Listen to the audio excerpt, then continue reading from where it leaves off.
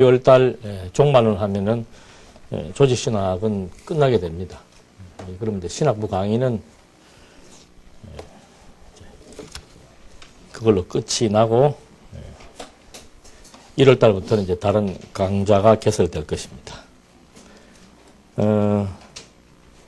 오늘은 은혜의 방편에 관한 교리. 지금 교회론을 공부하고 있는데 이 교회론이 지금 이 제목부터가 이제 은혜의 방편이다. 교회에 관한 내용, 즉 교회라고 하는 것이 뭔가, 그것이 하나님의 은혜를, 구원의 은혜를 베푸시는 방편이다. 왜 그것이 구원의 은혜를 베푸시는 방편인가?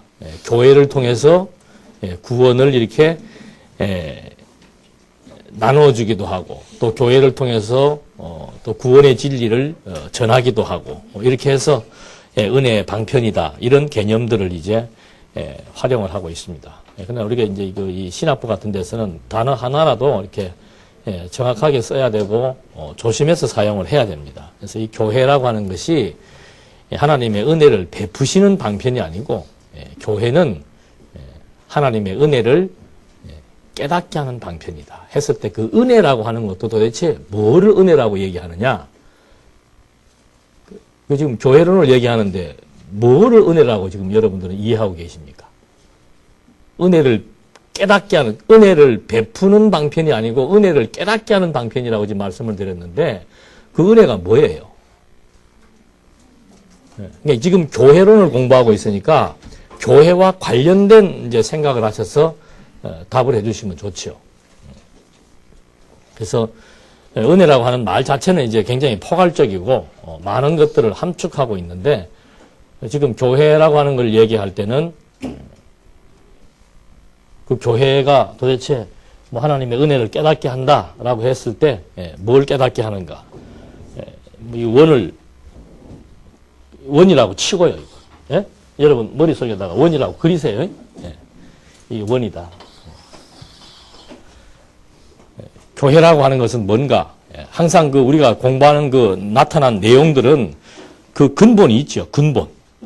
그 근본은, 교회와 관련된 근본은 영원한 하나님의 나라다. 그 영원한 하나님의 나라를 이제 우리는 교회를 통해서 어떻게 하는 거예요? 깨달아 나가는 거죠. 그래서 이 은혜란 뭔가? 영원한 하나님의 나라가 은혜라는 거예요.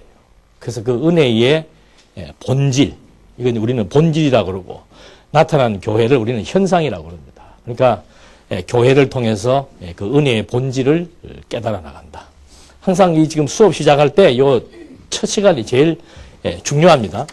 그러니까 지금 여기 보면 뭐 은혜 방편 뭐 여러 가지 많은 이제 얘기들이 나오는데, 이런 복잡한 얘기들부터 먼저 하기 시작을 하면은 같이 복잡해져 가지고 이 도대체 무슨 말인지를 이해하기가 힘들 수가 있습니다. 그래서 먼저 우리가 가지고 있는 우리의 그 개념, 교회에 대한 개념, 그리고 신약이 왜 교회론인가, 그리고 은혜의 본질이 왜 교회인가, 이런 것들을 이제 근본적으로 이해를 하시면서, 이런 것을 일반 전통신학이나 다른 신학자들은 이런 관점에서 잘못 이해를 하고 있구나, 이렇게 우리가 공부를 해 들어가면 됩니다. 그래서 먼저 그 교회라고 하는 것을 설명하기 전에 영원한 하나님의 나라, 이것이 이제 근본이고 본질이다. 그래서 그 교회에 대한 깊이를 가장 이제 이렇게 심오하게 설명한 것이 에베소서지요. 사도 바울은 뭐 더군다나 삼천층까지 갔다 왔고 했기 때문에, 또 구약에 대한 뭐 해박한 구약 학자고, 그래서 그리스도를 딱 만나서 한마디 듣는 거예요. 그리스도를 딱 부활하신 그리스도를 만나고, 이건 내가 그동안 알고 있던 구약에 대한 해석이 잘못되어 있구나. 그래갖고 아라비아 광야에 가서 3년 동안을 구약을 연구하고 그리스도 중심으로 연구한 거죠. 그래서 그렇게 연구를 하고 정리를 한 다음에 나와서 이제 실제로 뭐 한 거예요. 구약에서 증거된 예수는 바로 그리스도다. 그걸 이제 마지막 결론적인 명제로 갖고 증거를 해나가는 겁니다. 근데 우리가 이렇게 성경의 전체적인 구조를 보더라도 바울이 말한 대로 이 교회론이라고 하는 교회를 논할 때 또는 뭐 어떤 이론을 논할 때도 항상 그 뿌리, 본질, 근원은 창세전이라 그랬습니다. 그러니까 창세 전에 벌써 바울의 말에 의하면은 에베소서 1장 3절에 창세 전부터 하나님께서는 모든 신령한 복을 어떻게 다 주시기로 이미 다 정해 놓으셨다. 그래서 그리스도 안에서 이제 그 다음 절이 그리스도 안에서 선택한 자들 이렇게 나오죠. 그래서 그게 바로 우리는 이제 모든 신령한 복. 그게 이제 바로 내용이 이 교회예요. 교회. 영원한 하나님의 나라가 이제 여기를 말하는 것이고 이것을 이제 하나님께서 다 작정하고 예정했기 때문에 그 다음에 이제 피조 세계에 이것을 계시할 때도 항상 이것에 근거한 계시를 하나님께서 하게 되는 거죠. 그래서 교회란 뭔가 그리스도를 통해서 우리에게 허락하신 모든 신령한 복이 교회라고 하는 것에 대한 근본이고 본질을 의미한다. 그래서 하나님께서 아담을 창조하실 때 우리가 보통 이제 뭐 교회를 구분할 때 타락하기 이전을 에덴 교회라고 하고 그 다음에 이제 아브라함 이후로부터는 이스라엘 뭐 교회 이렇게 구분을 하기도 하고 뭐 성전이라고 얘기하기도 하고 이렇게 하는데 이거는 모형이고 이제 이것을 우리에게 계시하기 위한 시초가 하나님께서 이제 아담을 창조하시는 거예요. 그러니까 아담을 창조하시는데 어떻게 창조합니까? 아담을 하나님께서 먼저 지금 교회에 대한 설명을 하는 겁니다. 아담을 창조해 놓고 그 다음에 누구를 또 창조하는 거예요? 하와를 창조하죠. 근데 하와를 창조하려면은 아담처럼 같이 또 이렇게 흙으로 빌어가지고 어떻게 해요? 생기를 불어넣으면 남성과 여성이 동등한 관계가 될 텐데 하나님이 기분 나쁘게 창조할 때도 아담은 직접 창조를 하고 하와는 어떻게 하는 겁니까? 갈비뼈 빼가지고 이제 그걸 여자라고 한 거죠. 남자와 여자 또는 아담과 하와로 만들어 놓은 거예요. 근데 이제 그 의미가 어디에 나타나는가? 그거는 여인을 딱 보면서 아담이 뭐라고 얘기하는 거예요? 살 중에 살이다. 그 뭐 때문에 그 말을 한 걸까요? 교회라고 하는 것에 대한 아주 중요한 성질이 있습니다. 교회라고 하는 거. 그건 아주 중요한 그 두 가지의 성질이 있는데 그걸 여기서부터 하나씩 보여주는 겁니다. 그러니까 하와를 딱 보고 아담이 하는 첫 말이 뭔가 이 내 뼈 중에 뼈요? 살 중에 살이다. 그 말은 다른 말로 하면 뭐예요? 하나다 이 말이에요. 아주 그건 뭐 같은 생명이다. 또는 유기적 관계다. 뗄래야 뗄 수 없는 관계다. 비록 남성과 여성으로 성적 구분을 지어서 만들었지만 이건 완전히 하나다. 그래서 하나님께서도 그걸 합법화 시켜주잖아요. 너 둘이 이제 만나가지고 뭘 이루라? 한 몸을 이루라. 이 말을 이제 나중에 바울이 합니다. 내가 그리스도와 교회에 대해서 뭐 하노라? 말하노라.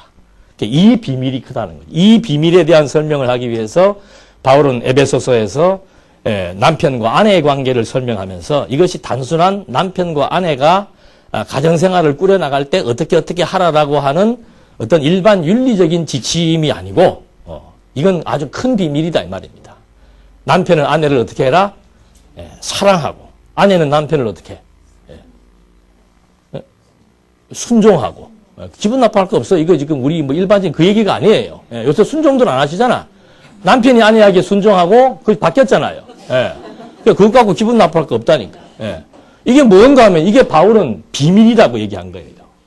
가정에서의 남편과 아내의 이 관계를 설명하면서 이건 아주 큰 비밀이다. 무슨 비밀인가? 그리스도와 교회에 관한 비밀이다.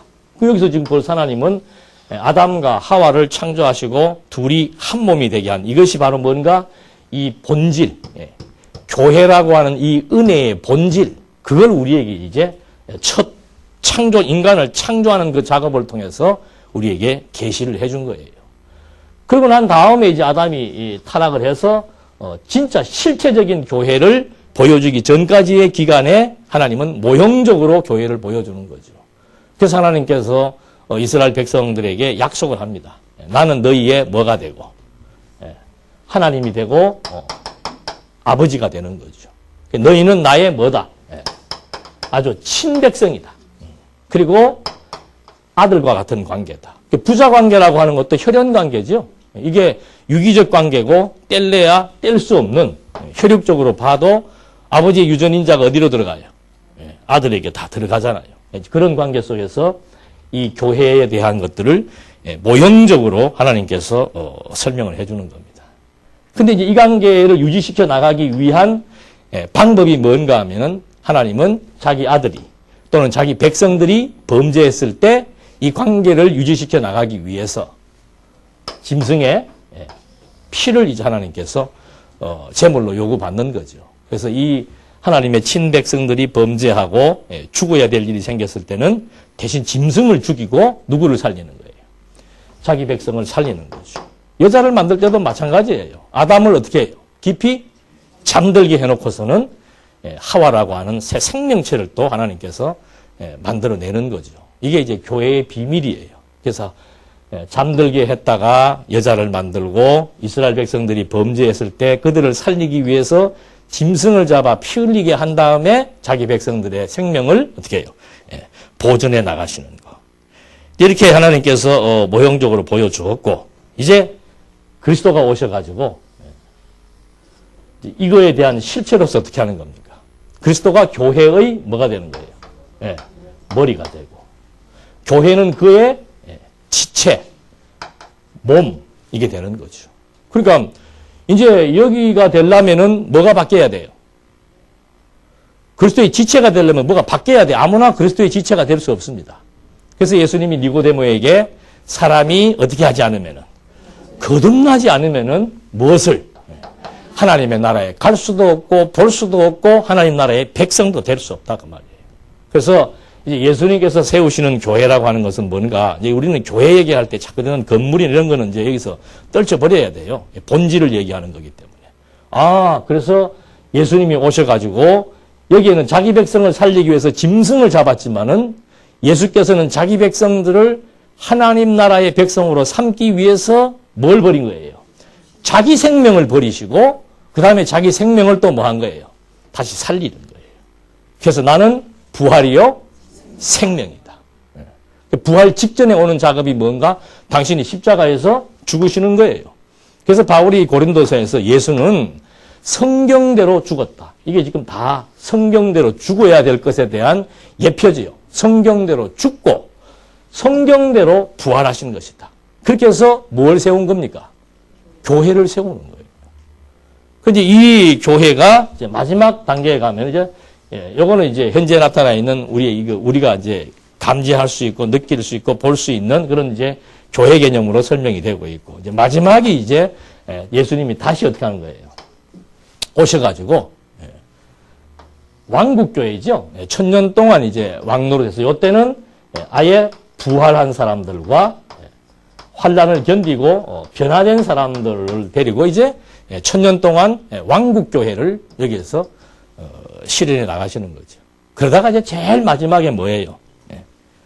이게 이제 그대로 성취되는 거죠. 그리스도를 통해서 어떻게 해요? 영생이죠, 영생. 부활의, 신령한 부활의 몸을 이제 입고, 여기는 아직 안 입은 사람들이 많잖아요.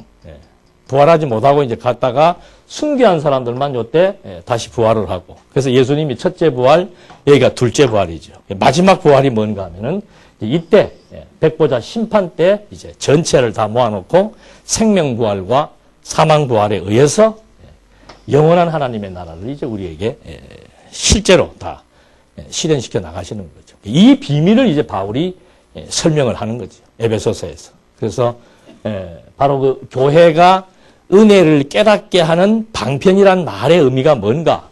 이것 자체가 하나님의 은혜죠. 은혜의 본질. 이걸 이제 깨닫게 하기 위해서 그리스도가 성경대로 오셔서 성경대로 죽으시고 성경대로 부활하사 교회를 세우는 겁니다. 그러니까 이 신약의 논리가 우리 이제 신약, 이제 신약 개념론도 들어갑니다. 네, 신약에 대해서 사실 우리가 지금 성경신학하고 있는데, 구약도 마찬가지고, 구약의 구조, 신약의 구조, 이렇게 가지고 지금 설명하는 학파도 없고, 뭐 학자도 없어요. 그럼 뭐 당신들은 무슨 근거로 그러냐라고 이제 상대방이 공격을 해올 수도 있고 질문을 해올 수도 있잖아요. 이게 무슨 근거 없이 누가 만들어낸 게 아니고, 성경에 다 있는 얘기예요. 성경에 다 있는 얘기. 다 알잖아요, 이제. 요 복을 아담에게 그대로 복 주어서 그 복 준 내용이 1장 28절이잖아요. 그거 그대로 구약의 역사 섭리가 그대로 전개되고 있다는 거죠. 그럼 신약은 실체니까. 예수님께서, 오셔가지고 성경대로 인간의 몸을 입고 오셨죠? 그걸 이제 신학적인 용어로 성육신하신 그리스도라 이 말입니다. 인간의 몸을 입고 말씀이 육신의 몸을 입고 이 땅에 오셔서 사복음서 전체에서 그 내용이 흐르고 있습니다. 너희들 나 누구라 그러느냐라고 물었을 때 뭐라고 얘기하는 거예요? 주는 그리스도시요 살아계신 하나님의 아들. 이게 이제 구약에서 하나님께서 언약을 한 거예요. 이렇게 보내어서 뭘 세우겠다. 하나님의 나라인, 영원한 하나님의 나라인 교회를 세우겠다.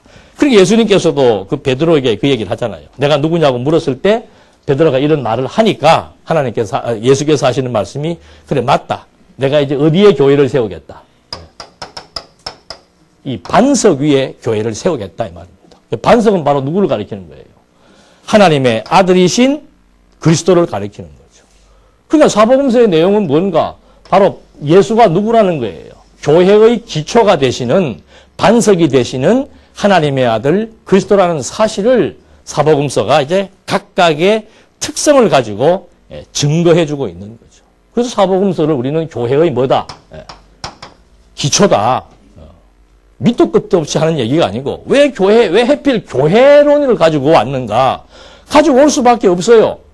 영원한 하나님의 나라를 하나님께서 그리스도를 통해서 교회를 세워 나가시기로 이미 창세 전부터 작정을 했고 그 작정된 내용을 누가 밝힌 겁니까? 사도 바울이 구체적으로 밝혀주고 있는 거예요. 여러분들 그 에베소서를 보시게 되면은 아주 정확하게 나와 있습니다. 그래서 에베소서에 나와 있는 용어 개념 중에서 창세 전, 영원부터 이런 말들이 계속 나오고 있어요. 그게 이제 전부 교회의 근간이 어디로부터인가 그걸 이제 추적해 들어가는 용어들인데 이렇게 사복음서에서 이제 교회의 기초를 쌓는데 이 기초를 쌓는데 이제 제가 지금부터 이제 요 신학의 논리를 좀 설명하려고 그럽니다. 이것만 이해하면은 이제 교회 하면 이제 그다음부터는 내용만 읽어봐도 금방금방 구분이 될 수 있습니다. 그래서 지금 우리는 교회의 기초 그다음에 설립 양육, 무장, 투쟁, 아이고 이거 애우느라고 승리.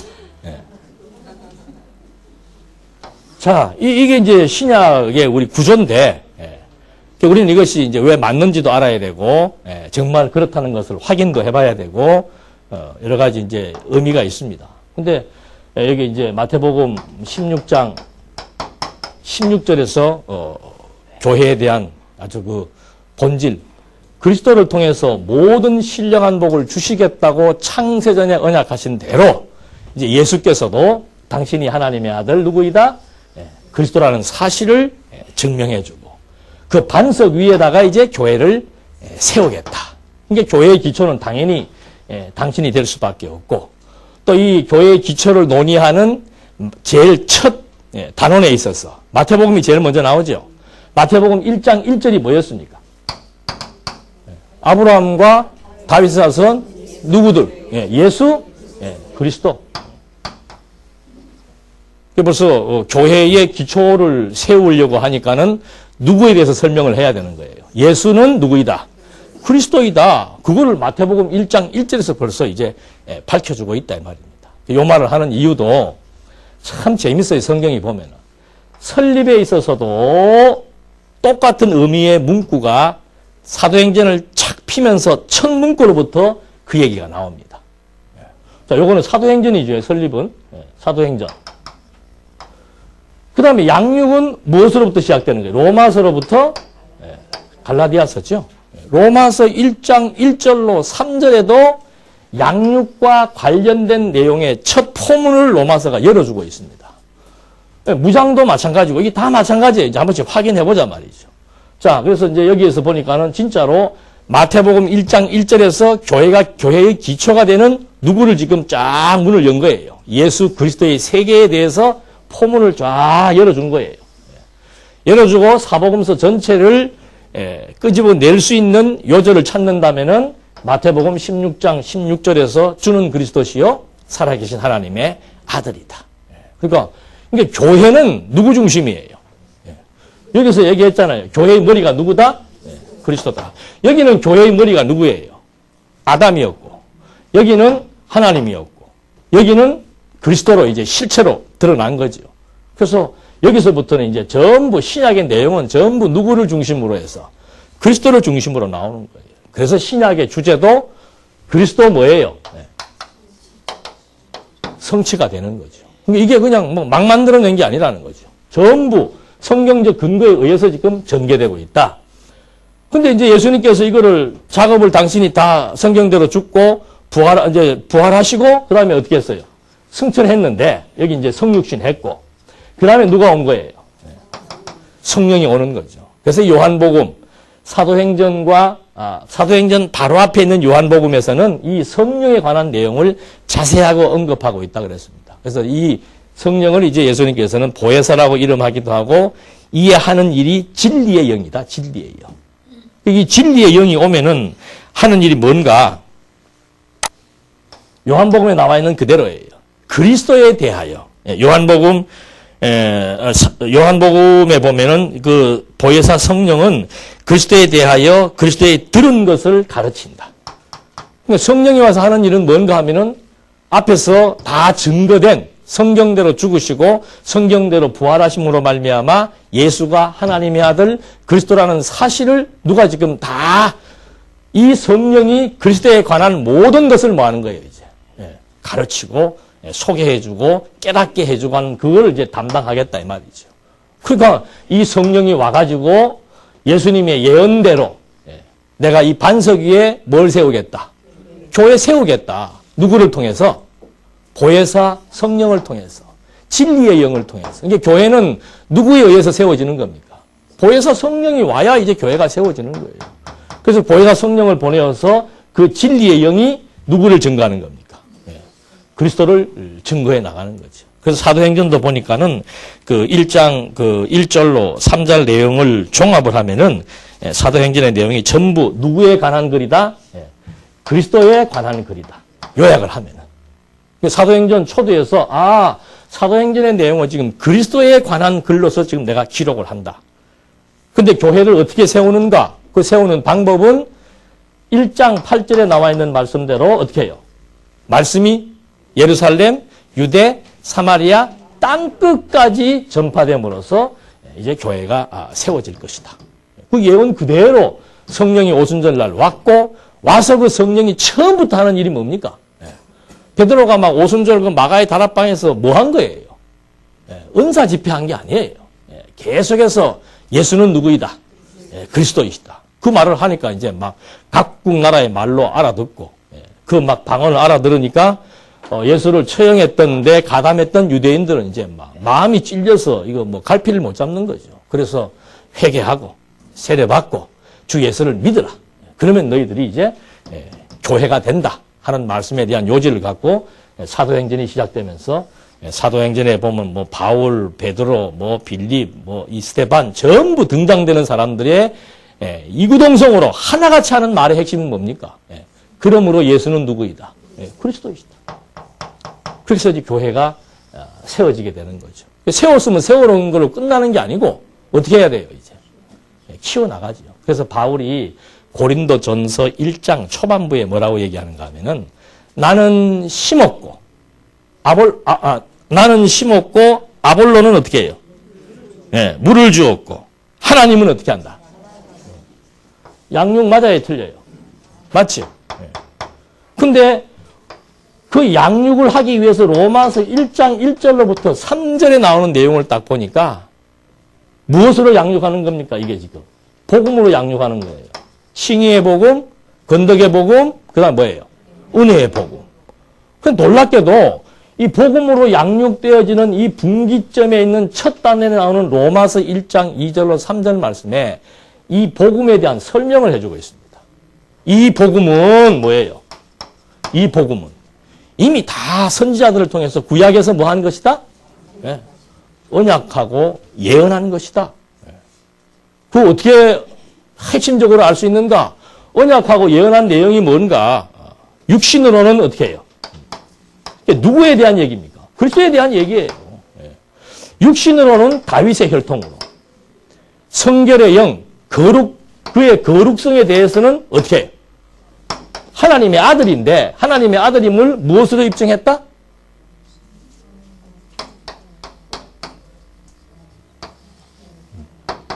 한 사람도 없어요. 부활한 사람이. 그러니까 하나님의 아들이 몇 명이에요? 한 사람이에요. 그럼 뭐로 알 수 있는가? 가장 확실하게 분간할 수 있는 것이 뭔가? 부활이에요. 부활. 그러니까 로마서에서 바울이 아주 간결하게 얘기해 줍니다. 자, 사복음서에서도 예수는 하나님의 아들이며 그리스도이시다. 사도행전에서는 이 사실을 지금 성령이 와가지고 진리의 영이 와가지고 지 맘대로 하는 게 자기 마음대로 하는 게 아니고 그리스도에 관한 모든 것들을 그리스도께서 일러준 그거 그대로 어떻게 해요? 가르치고 증거해서 교회를 세운다. 그럼 이 세워진 교회를 양육하려면은 교회가 자라려면은 무슨 지식이 있어야 자라는 거예요? 교회의 머리가 그리스도이시니까 그리스도에 관한 지식에 의해서만 양육되는 거죠. 그걸 누가 하는가? 하나님이 한다 이 말입니다. 바울은 심었고 아볼로는 물 주는 것밖에 없는데 실제로 자라게 하시는 분은 누구이시다? 하나님이시다. 어떤 방법을 통해서? 예수가 하나님의 아들이며 그리스도라고 하는 사실의 내용들을 증거하게 해서 교회를 자라게 한다 이 말이죠. 그러니까 그거 증명하는 가장 확실한 방법이 뭐예요? 부활 아니에요. 부활. 그러니까 사복음서 특히 요한복음에도 보면은 예수님께서 계속해서 이 마태, 마가, 누가는 이제 부활이 시점이 가까이 왔을 때 예수님이 나 부활할 거다. 나는 다시 산다. 갔다가 온다. 뭐 이리 이별하자. 뭐 별 얘기를 다 하는데 요한복음은 어디에서부터 부활을 예시하고 있습니까? 예? 막 태초는 이제 말씀이 와가지고 2장에 넘기자마자 뭐가 나와요? 성전을 헐어버리라. 예. 내가 3일 만에 짓겠다. 건물 성전 헐어버리고 무슨 성전을 짓겠다? 참 성전을 짓겠다 이 말입니다. 참 성전을 어떻게 지어요? 여기 나왔잖아요. 참 성전을 어떻게 짓습니까? 그리스도가 머리 되고 그의 지체로 만들기 위해서는 당신이 부활하사 참 성전의 지체가 될 몸이 될 자들을 거듭나고 중생시켜야 되는 거죠. 그 벌써 지금 이 작업을 위해서 요한복음에서는 뭐 계속해서 부활에 관련된 그리고 생명과 관련된 그런 내용들을 아주 일관되게 끝까지 증거하고 있는 거예요. 여기 지금도 보니까는 그대로 복음의 내용을 지금 아주 간결하게 설명하면서 복음의 중심인물은 누구이다? 그리스도이시다. 그거 어떻게 알 수 있는가? 육신으로는 다윗의 혈통으로 왔고 그가 하나님의 아들로 인정되기 위해서 뭐 했다? 성경대로 부활했다. 그러니까 막 그 부활에 대한 내용도 고린도서에 가서는 막 15장에서 아주 그냥 한 장을 할애해가지고 부활의 어떤 그 뭐 시기, 성질, 뭐 결과 다 설명해주고 있잖아요. 이것이 이 영원한 하나님 나라를 계시함으로써 은혜의 본질을 깨닫게 하는 내용이다 그 말이죠. 여기서 끝나는 거 아니에요. 그 다음에 이제 무장으로 넘어갑니다.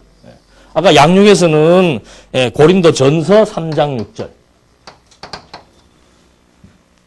하나님이 자라게 한다는 얘기 나오고 그 다음에 무장에서는 에베소서 6장 13절에 보면은 이제 이건 구체적인 얘기가 나오는 거예요. 하나님의 전신갑주를 뭐 해라? 입어라. 그게 무장입니다. 그러니까 무장을 하려고 하니까 제일 먼저 뭘 알아야 돼요, 이제? 교회가 무장해야 되니까. 교회에 관한 진리를 알아야 되죠. 그거 아니까는 그 교회에 관한 생활이 나오고 교회의 체제가 이제 나오는 이것이 무장에 대한 세 가지 요소죠. 그러니까 교회에 대한 내용이 나와야 되니까 에베소서 1장 1절로 3절에 특히 핵심이 3절이죠. 3절에 보니까는 이 교회라고 하는 것이 기원이 어디부터인가? 창세 전부터 하나님께서 모든 신령한 복을 주시기로 다 뭐 해놓은 것이다? 예정된 것이다. 그러니까 이 교회의 기원이 예수님이 오심으로부터 시작된 것도 아니고 아브라함 때 시작된 것도 아니고 이미 영원한 세계에서부터 하나님은 이 교회를 뭐 하셨다? 작정하고 예정하신 것이다. 이게 이 말을 왜 하는가? 교회가 얼마나 중요한지, 그리고 내가 그리스도의 지체로서 그리스도의 몸이 되었다는 이 사실이 얼마나 이게 대단한 가치가 있는 것인지 그걸 지금 설명해 주는 거예요. 그래야 내가 성도라. 이걸 이제 다른 부분에서는 뭐라고 호칭하는가 하면 성도라 그러기도 하고, 뭐 직분을 부를 때는 집사, 권사, 장로 이런 식으로 부르기도 하고, 하여튼 포괄적으로 말하면 성도예요, 성도. 그리고 요 형식으로 말하면은 그리스도의 몸이요, 그리스도의 지체요, 하나님의 전이라고 하는 거. 그러니까 우리 교회에 대한 정체성을 정확하게 제시해 주는 거란 말입니다. 여러분들은 다 뭐예요? 밖에 나가서야 아줌마로도 불리기도 하고, 엄마, 아줌마, 직장에서 나름대로 부리는 호칭이 다 있죠. 근데 가장 중요한 호칭은 뭐예요? 가장 중요하고, 가장 가치롭고, 가장 거룩한 호칭이 뭐예요? 그게 성도예요. 성도요, 하나님의 권석이요, 하나님의 백성이요, 만왕의 제사장이요, 여러 가지 칭호들이 있는데, 이게 완전히 신분이 어떻게 된 겁니까? 아줌마에서 어떻게? 아줌마, 아저씨에서 신분이 어떻게 되는 거예요? 최고로 수직상승이라 그러죠. 수직상승. 그래서 내가 이 교회가 되었다는 이것은, 그래서 이거 갖다 우리는 은혜를 깨닫게 하는 방편이라 이 말입니다. 어쩌자고 하나님께서 나를, 여러분 역사가 뭘 중심으로 돌아간다고 배웠어요? 믿든지 말든지 간에. 지금 이 세계 역사가 뭘 중심으로 돌아가고 있는 겁니까? 교회를 중심으로 돌아가는 거예요. 미국과 중국과 일본과 소련과 한국이 소련과 지금 무슨 계약 관계에 들어가서 철로가 놓이고, 중국과 한국이 어떻게 되고, 대통령이 미국 가서 어떻게 되고, 이게 다 우리가 볼 때는 한국의 경제 발전을 위해서 되는 것 같지만은 하나님의 관심은 어디에 있습니까? 교회에 있는 거예요, 교회로. 세계사가 교회 중심이에요, 교회 중심.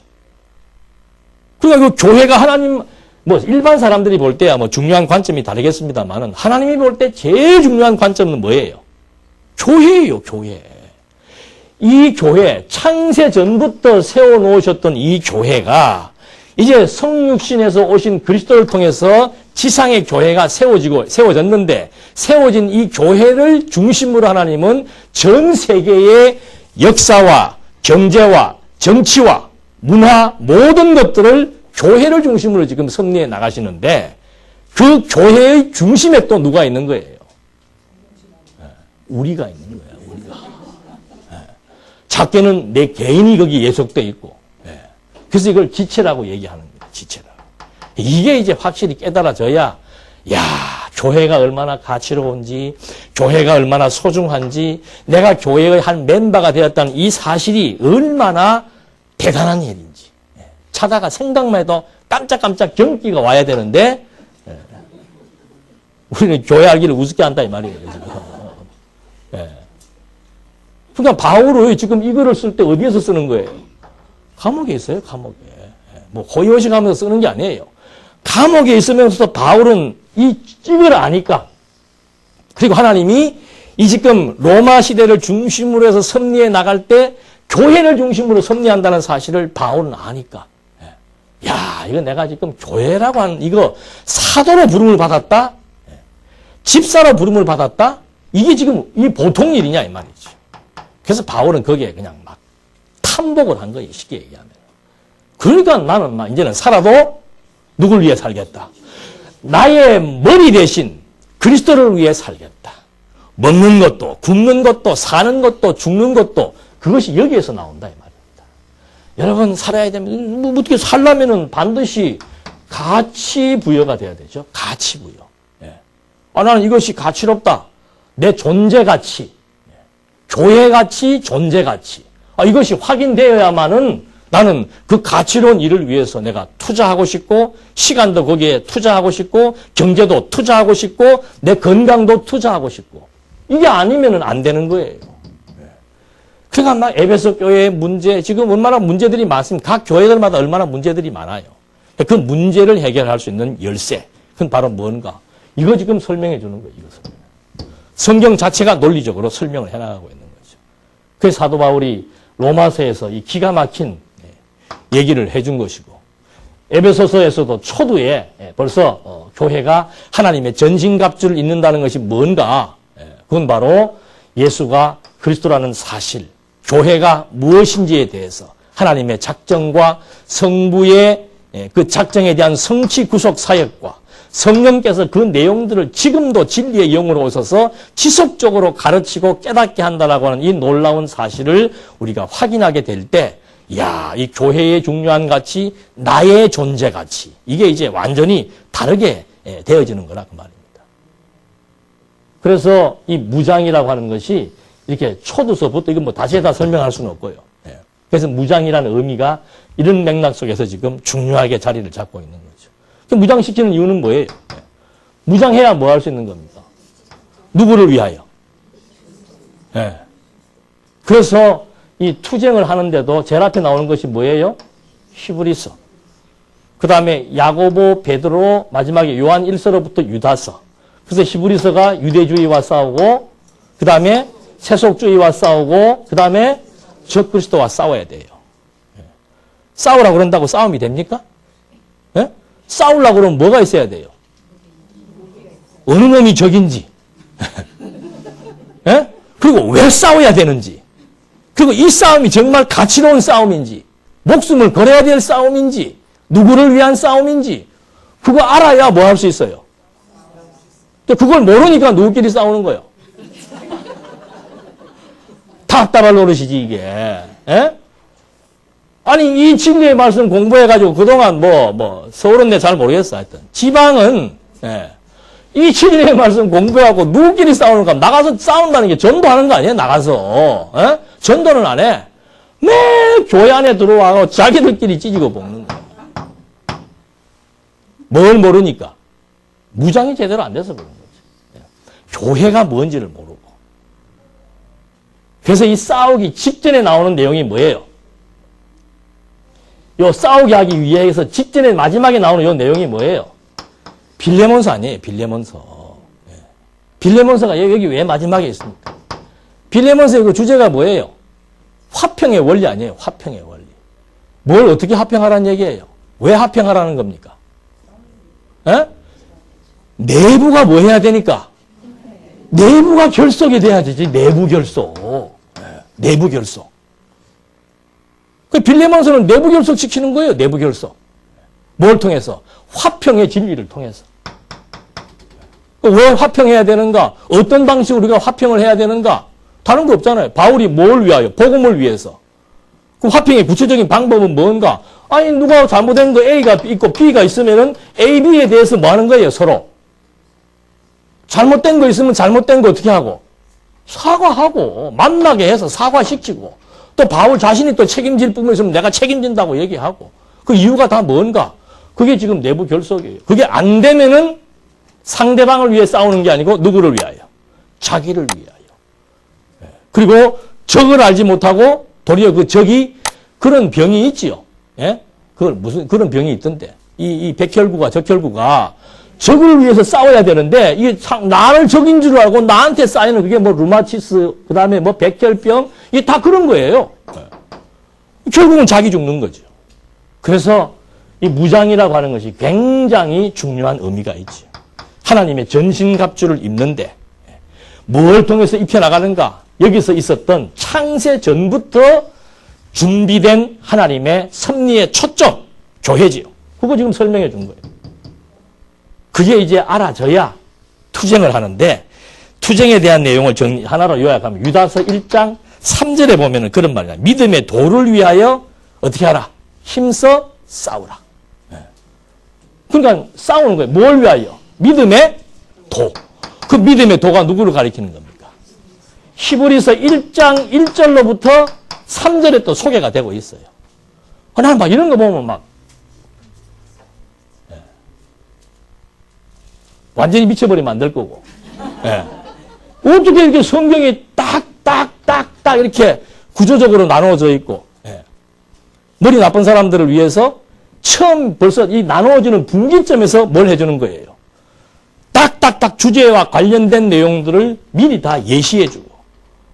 그러니까 히브리서 1장 1절로부터 그 내용 보면 마지막 날에는, 예. 옛날에는 하나님께서 여러 모양과 부분으로 이것을 계시해 주었는데, 이제 마지막 날에는 어떻게 하겠다? 예? 아들을 통하여 하나님께서 뭐 해주겠다? 예, 말씀했다 이 말입니다. 아들을 통해서 말씀했다. 그러니까 누구를 위해서 싸워야 되니까? 아들을 위해 싸워야 되니까. 그리스도를 위해 싸워야 되니까 그 그리스도를 위해 싸워야 되는 것에 대한 그분이 어떤 분인지를 지금 벌써 싸움에 대한 초반부부터 밝혀주고 있는 거죠. 우리가 누구를 위해 싸워야 되니까? 그리스도를 위해 싸워야 되니까. 그분이 어떤 분인가? 그분은 하나님의 아들인데 그 아들을 만유의 상속자로 세웠고 그분을 통해서 세상을 창조했다.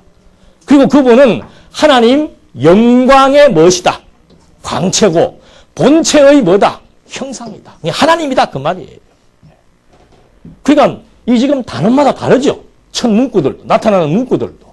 그렇게 해서 무장을 한 다음에 조직을 편성하고 그 다음에 싸워야 될 목표를 설정해주고 내부 결석을 시켜놓은 다음에 투쟁을 해야 되는데 그 투쟁, 누구를 위하여 투쟁할 것인가? 그 누구에 대한 정체성을 히브리서 1장 2절로 3절에서 밝혀주고 있는 거죠. 그러니까 히브리서는 구약의 유대교보다 우월한 예수를 설명하고 있습니다. 야고보와 베드로는 세속주의와 싸우게 하기 위해서 재림주 예수, 예수는 반드시 재림한다. 그 내용을 소개해 주면서 싸움을 촉구해 주고 있는 것이고 마지막 요한 1서로부터 유다서까지는 어떤 예수예요? 어떤 게 적그리스도라고 얘기합니까? 예수의 육체로 오심을 부인하는 거. 그러니까 성육신하신 예수. 인간의 몸을 입고 오신 예수. 다 누구 증거하는 거예요?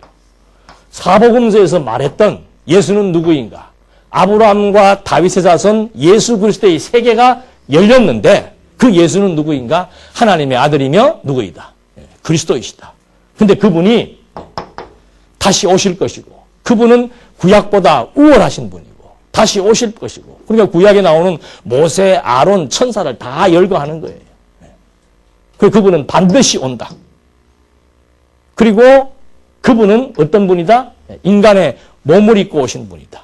그걸 강조하는 이유는 뭐 나중에 그때도 이거 할 때 있으면 말씀드리겠습니다. 이때는 이원론 사상이 아주 그냥 판을 쳤어요. 그래서 육체는 선하다, 악하다. 악하다. 예수님이 하나님인데 악한 육체를 입으면 됩니까? 안 됩니까? 안 돼. 그래서 육체로 오심을 부인했던 영지주의자들이 만연되어 있었다. 그 말입니다. 지금도 마찬가지예요. 선하신 하나님이 인간을 죄를 짓게 한다? 이 타락이 하나님이 하신 것인가? 인간이 한 건가? 그게 지금 이원론 사상하고 똑같은 거예요.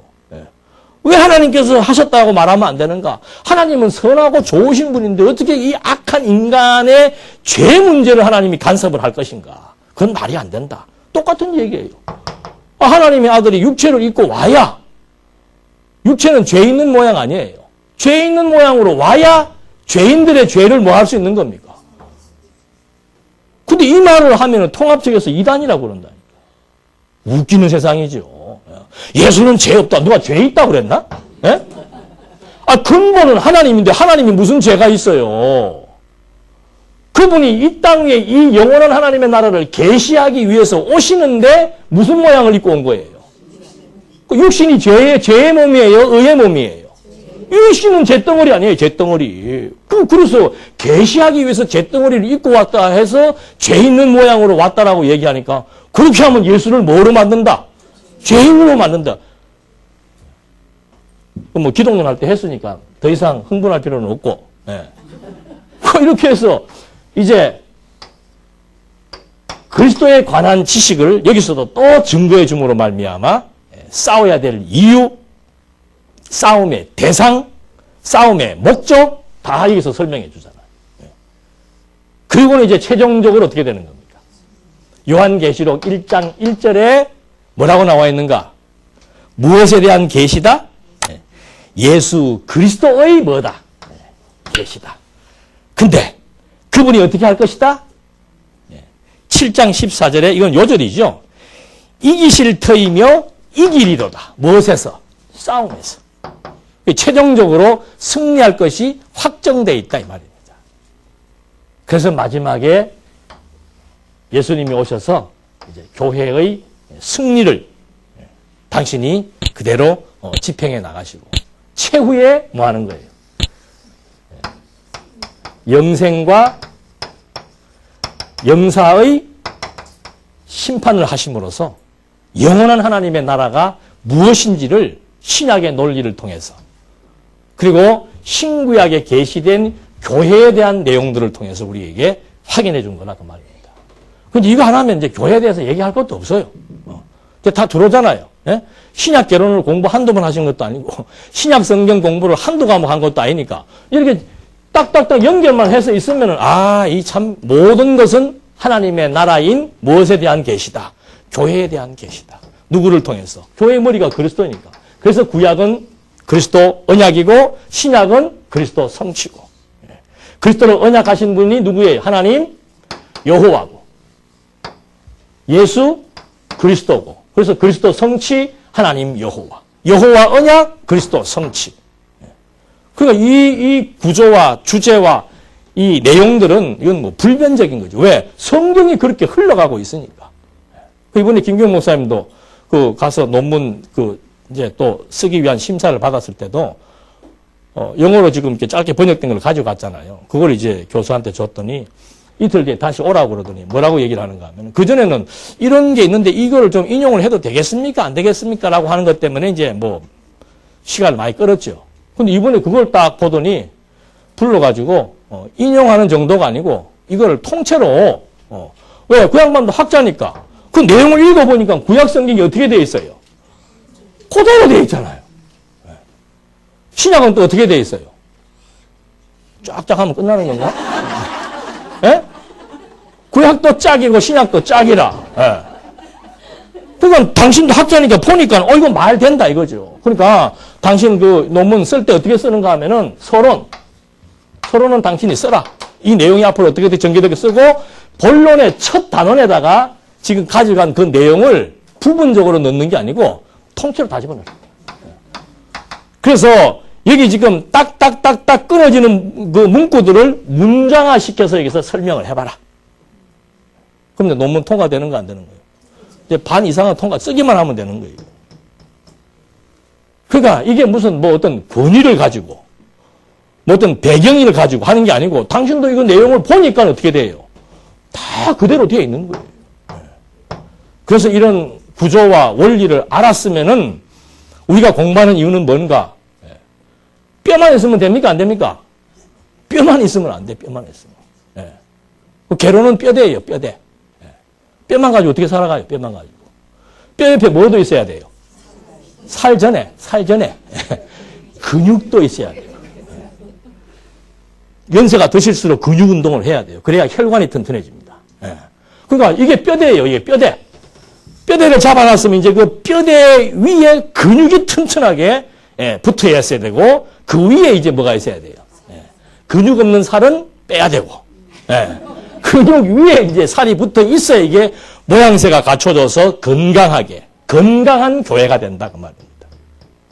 그래서 교회를 얘기할 때는 항상 어떤 주제를 가지고 우리가 공부를 하더라도 이 근본적인 이 원 안에서 시작해서 계시된 내용이 어떤 원리와 구조에 의해서 전개되고 있는지를 확인하고 그 구조를 입증해 줄 수 있는 내용들을 이제 하나하나 이 내용은 풍성하면 풍성할수록 이 구조가 튼튼해지고 이 제목과 명제가 타당하다는 사실을 입증해 줄 수 있는 겁니다.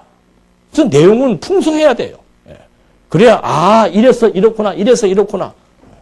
그러니까 이거 다 풍성하게 공부하려면 어떻게 해야 돼요? 뭐 지금 이렇게 한 30분에 할 수도 있고 30시간에 할 수도 있고 300시간에 할 수도 있고 계속해서 공부를 하면 할수록 이게 광맥입니다. 광맥. 여러분 그거 느끼잖아요.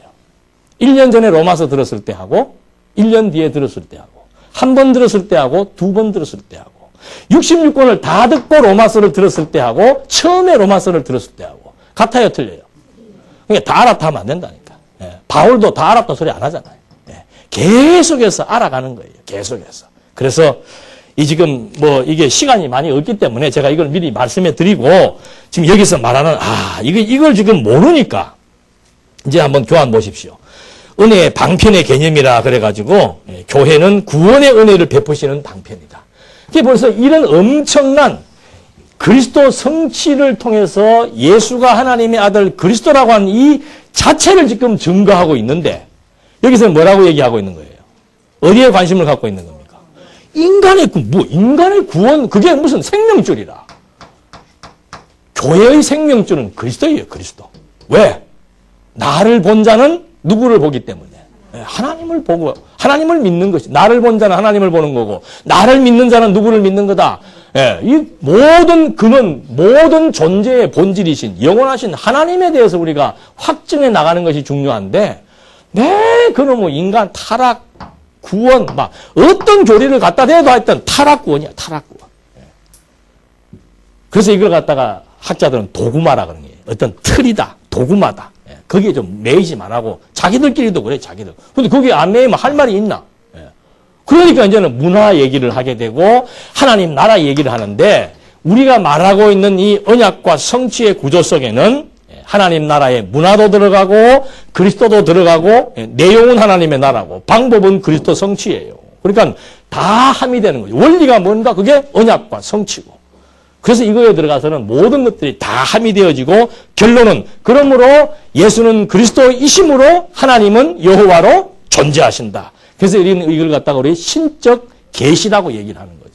그러나 전통신학자들은 모든 것들을 하여튼 인간의 구원에 초점을 맞춰서 말하고 있다는 것이 큰 부분이 문제입니다. 그래서 그렇게 이제 접근을 해 들어가니까 이 하나님의 은혜의 방편이라는 개념 속에 도대체 뭐가 들어가야 되는가? 말씀과 성례와 이게 하나님의 은혜라 이 말이죠. 이게 얼마나 웃기는 얘기예요. 예? 나중에 이제 말씀에 대한 것도 다시 또 말씀을 해드리겠습니다만은 이게 무슨 말씀이라고 하는 것이 이제 이쪽의 관점에서는 설교예요. 그리고 교회에서는 반드시 뭘 베풀어야 된다? 성례 베풀어야 된다. 세례와 성찬 반드시 해야 된다. 왜? 이것이 구원의 은혜를 깨닫게 해주는 하나의 의식이기 때문에. 그러면 뭐 세례 안 받으면 구원 못 받나요? 그래요, 안 그래요? 그러니까 이게 앞뒤가 안 맞는 얘기를 하는 거예요. 그리고 기도는 당연히 이 비밀을 깨닫게 되면은 요한계시록의 마지막에 소원이 뭐였습니까? 아멘, 주 예수여. 그게 기도 아니에요. 예? 교회의 내용이 무엇인지를 확인했으면은 그리스도가 가시면서 하신 약속대로 성령은 왔고 반드시 이분이 오실 것이니까 우리의 소원은 뭐예요? 당신이 오셔서 이 영원한 하나님의 나라, 실체의 하나님의 나라가 지금 실현되기를 뭐하고 사는 겁니까? 고대하고 소원하며 사는 거예요. 그건 결과죠, 결과. 근데 이것이 마치 은혜를 함의하고 있는 3대 요소로 얘기를 해가지고, 이거 하지 않으면 또 교회가 아니고, 그래서 이런 지엽적인 문제에 치우치는 이유는 바로 뭔가 하면은 교회가 무엇인지에 대한 근본적인 이론을 정확히 정립하지 않고 전개하기 때문에 저런 문제가 발생하는 겁니다. 좀 쉬었다 가십시다.